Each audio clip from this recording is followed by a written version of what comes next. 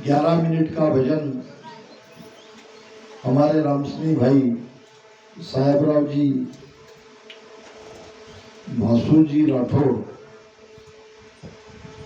इस हंस आत्मा के लिए उनकी आगे की यात्रा सुखर हो, वो आनंद से रहे, इसलिए धारो धार सांस उसास में राम राम रटन करना है। रचना चलाओ, मन को ध्यान में लगा के रखो, मन को भटकने मत दो, शरीर को स्थिर रखो, जिह्वा से राम राम रटन करते रहो, खूब प्रेम से करो।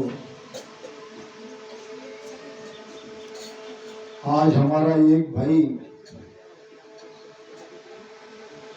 शरीर तो उन्होंने 13 दिन पहले ही छोड़ दिया,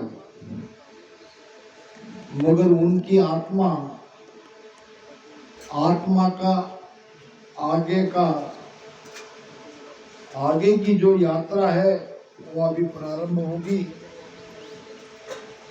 हम सब उनको विदाई करने के लिए यहाँ उपस्थित हुए हैं। कितना दुर्भाग्य है कि ऐसा संयोग हुआ कि गुजरात के रामसिंह यहाँ उनको श्रद्धांजलि देने के लिए पहुंच गए। तो इसके लिए बड़ा भारी भाग्य चाहिए। परिवार वालों से प्रार्थना है, भूल से भी आप आंखों से अश्रु मत निकालने दो। ये समय विदाई का है। जैसे हम परिवार के किसी भी सदस्य को दुख मिले ये सोचते नहीं, वैसे हमारे साहेबराव जी को भी आगे दुख न मिले, इसके लिए हमको भजन करना चाहिए, रोना नहीं चाहिए। चलाओ, रसना चलाओ, धारो धार सांस उसास में मन के विचारों के साथ बिल्कुल मत जाओ। मन लाख कोशिश करे आपको ध्यान से हटाने की। मन को घेर माता में लाया, सूरत सबद घर पाया।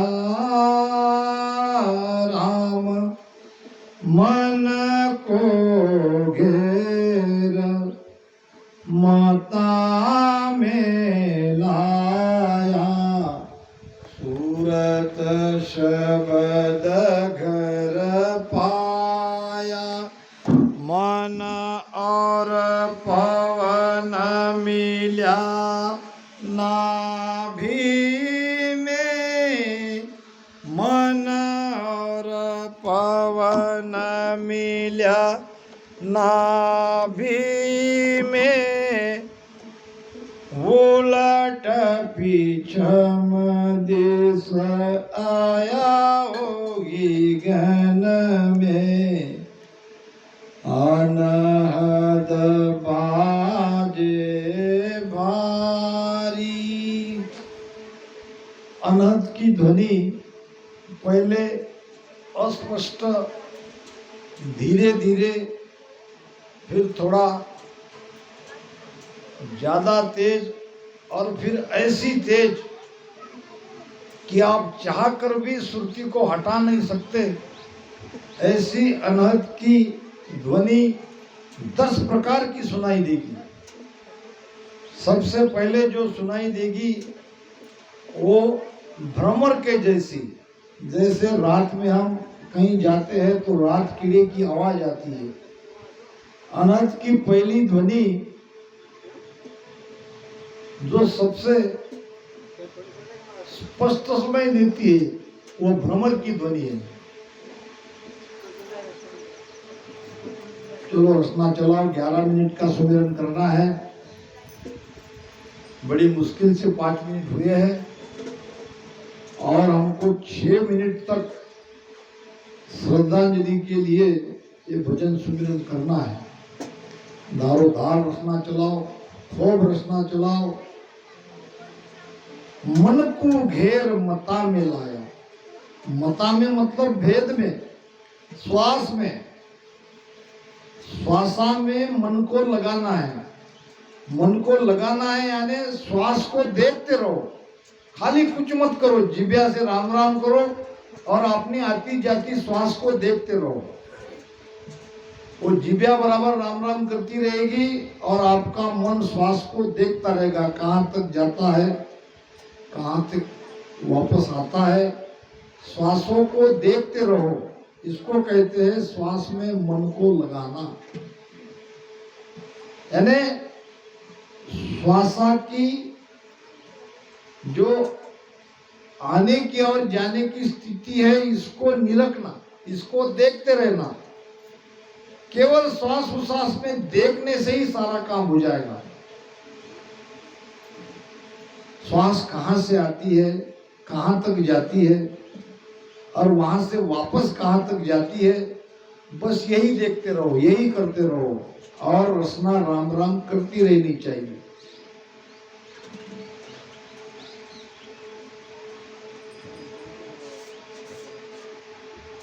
और शरीर को स्थिर रखो, मन भटकने ना पाए।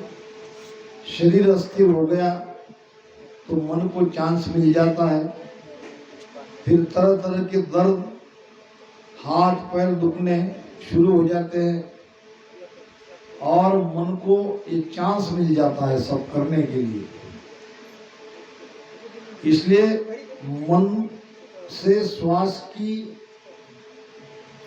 जो स्थिति है आने की और जाने की, उसको देखते रहो, खाली निरखते रहो और रसना से राम राम करते रहो। इतना बढ़िया भेद और कहीं नहीं है, कुछ करना नहीं है, बस इतना ही सब कुछ करने से सारे कार्य इसी से हमारे पूरे होंगे। मन को घेर बता में लाया। मन को घेरना यानी सांस में लगाना, सांस को और उश्वास को देखते रहना। फिर आप पाओगे आपकी सुरती शब्द के साथ लगी हुई है, आपका ध्यान भटक नहीं रहा है, आप बराबर ध्यान में लगे हो, ध्यान में आपको आनंद आ रहा है।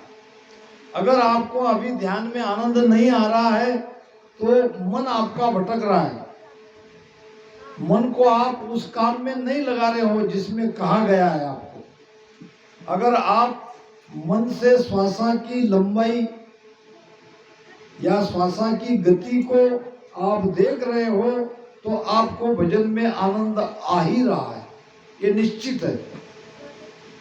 अगर एक पल के लिए मन यहाँ से हट जाता है तो भजन में वो आनंद नहीं आता है, वो प्रेम नहीं आता है, भजन से उड़ जाने को मन करता है।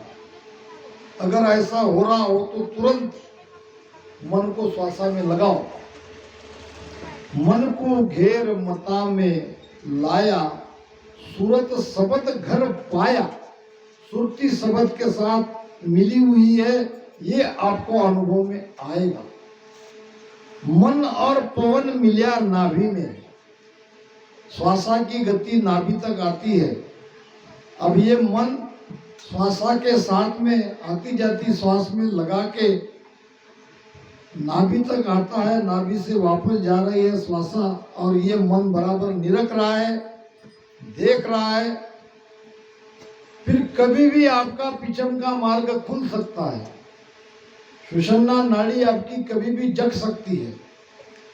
ऐसे ही घर पे जाके, यहाँ तो केवल 11 मिनट का भजन कर रहे हैं, मगर घर पे आपको जाके अच्छे से बैठ के ये सुमिरन करना है।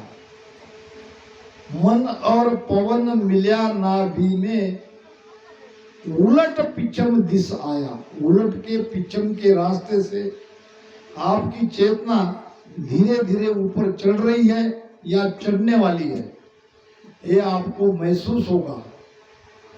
रीढ़ की हड्डी के अंदर से एक ऊर्जा, एक वायु ऊपर चढ़ती हुई निरंतर आपको महसूस होगी। इसको अनुभव करो।